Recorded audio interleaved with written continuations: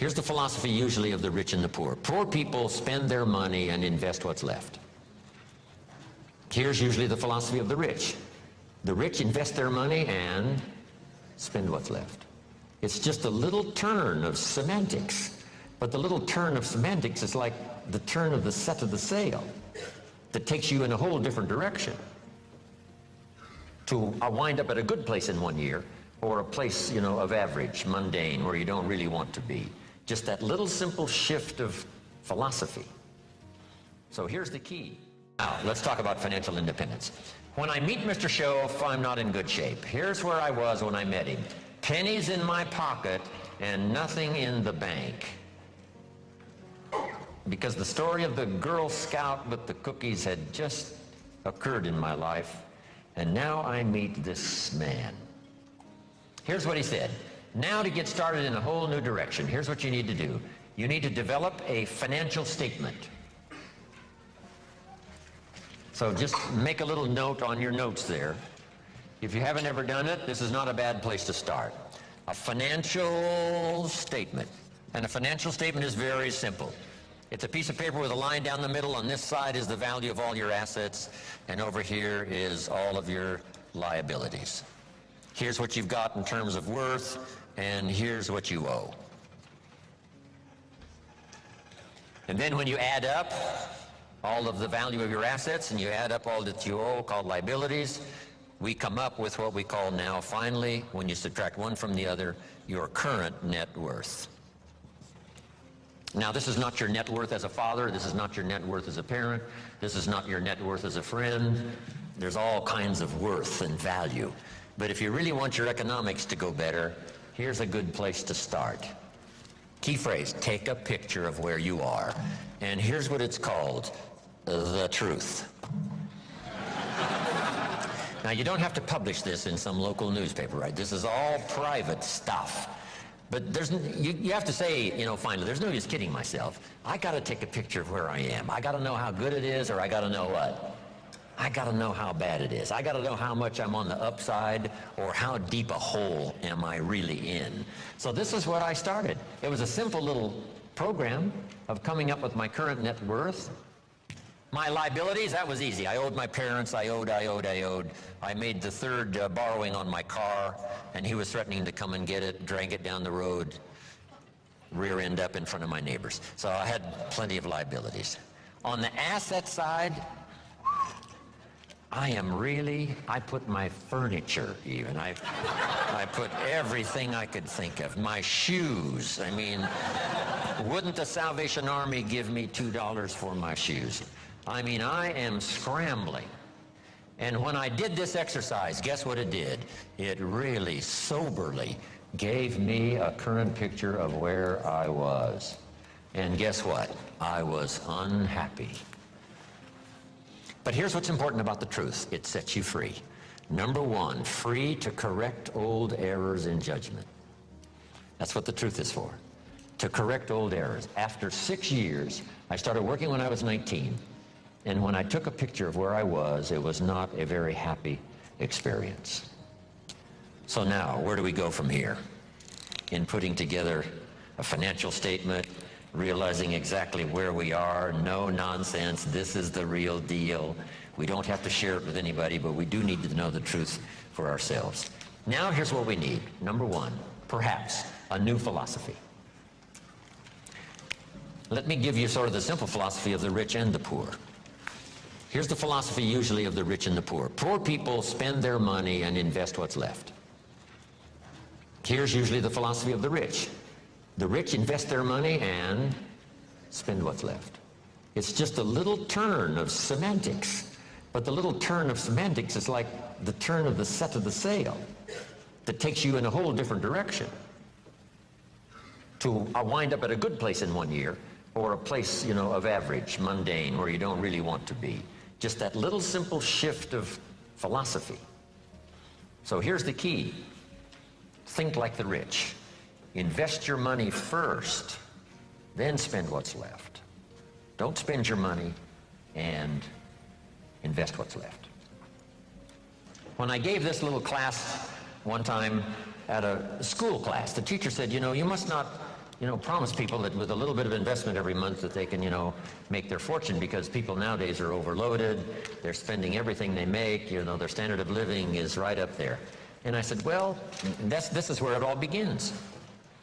I said, could we think of someone, and this was a long time ago, of course, that makes $2,000 a month? She said, yes, no problem. We can probably find someone that makes $2,000 a month. What would this couple, this family tell you it takes to pay all the bills and just keep their head above water? And she said, well, $2,000. I said, could we possibly find somebody not far from here that makes $2,500 a month, right? Maybe even both working combined. $2,500 a month, $500 a month more. What would this family say it probably takes to pay all the bills and keep your head above water? What would they say, right? $2,500. So I said to her, what happened to this $500? How did it disappear? Wisely invested over some reasonable period of time, the return is unbelievable. And she said, I never thought about that. So jot this down. The money is always there, either to spend or invest. The difference in what you do with it is based on philosophy, not economy. It isn't the state of America's economy that makes the difference. It's the difference in your philosophy. Right? That illustration? Here's a book on how to get rich. It costs $20. Somebody says, well, a poor person can't buy that book. Say, no, it's only 7 Coca-Colas. And you either spend the money on 7 Coca-Colas or a $20 book that teaches how to get rich. So jot this down. Everybody has the money. Even the poorest of the poor. The key is how to spend it. The key is what to spend it for. And how you spend it. First, how you earn it is determined by your philosophy. Second, now, how you spend it is determined also by your personal philosophy. So what would be a good philosophy to follow? And this is the little simple form I want to give you on financial independence, wealth for the future. It won't take long now to jot this down. It takes a little longer to go do it, but here it is. What to do with $1? If a child asks what to do with $1, here's my suggestion. Never spend more than 70 cents. Here's where the other 30 cents goes. 10 cents, 10% of your income for charity, church, whatever, supporting worthy projects, teaching children here to become generous. If kids understand generosity, they'll give you 10 cents out of every dollar that they earn. And this is a good place to start. It's easy to give 10 cents out of $1. A little more difficult to give 100,000 out of $1 million. You say, oh, if I had $1 million, I'd give 100,000. I'm not that sure. We better start you early, right? So that when the big money comes, it'll just be automatic. You won't even have to think about it, okay? All right, so 10 cents for charity and church. Here's the next 10 cents. Active capital. Try to make a profit. It's called buy and sell. I learned to do this starting at age 25. It's how I made my first fortune. Buying and selling. Like the little boy who buys a bottle of soap for $2 and sells it for $3. Active capital means you try to make the profit. Buy a piece of property and improve it and sell it. Active capital. Keep saving up this active capital until you've got some to work with to buy and sell. Make a profit. Now the third 10 cents is passive capital, which means let somebody else use this 10%. You put this to work and see if you can't make a profit.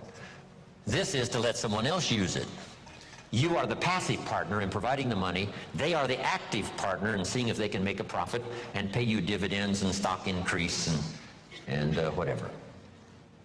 Interest. And that little formula is a good place to start. Now, you might not really be able to start there. I call this the ideal. Maybe by the time you've heard this, you're in such bad financial shape that you have to go here, 97, 1, 1, and 1. That right now you're in a trap. You're caught. And it's going to take you a while to get out. So right now you got to spend 97% of your income, right, for your living and lifestyle. because, you know, you're caught, you're obligated, you know, there's no way out. And then the rest of these now are just 1, 1, and 1. The key is to start with something. Now, Mr. Schoaf gave me a comment. It has served me all these years. Here's the comment. It's not the amount that counts, it's the plan that counts. When I first met him, I said, if I had more money, I'd have a better plan. He said, no, if you had a better plan, you'd have more money. So if you have to, you start with 97, 1, 1, and 1. Then what do?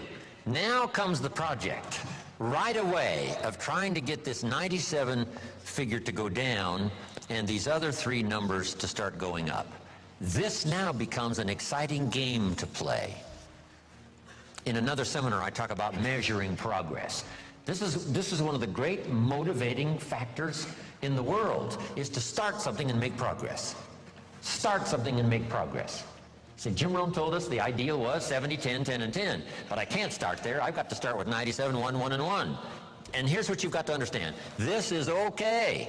I mean, if this is where you have to start, that's where you have to start. Then you start driving this number down and start driving these numbers up. And it's a whole game to play till finally you can arrive at this pretty good ideal way. What to do with the money you earn from a paycheck or from dividends or from whatever sources. 70, 10, 10, 10.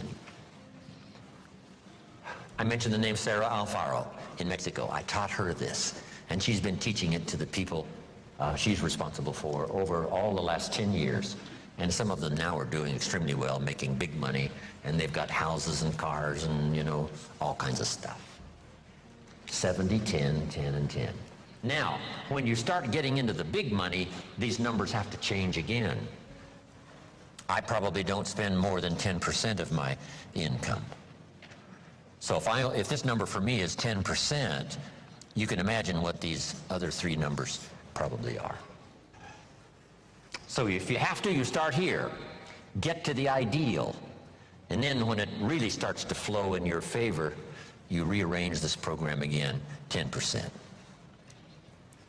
Because if you're doing big time, you know, you couldn't spend 70% of your income. It would be obscene.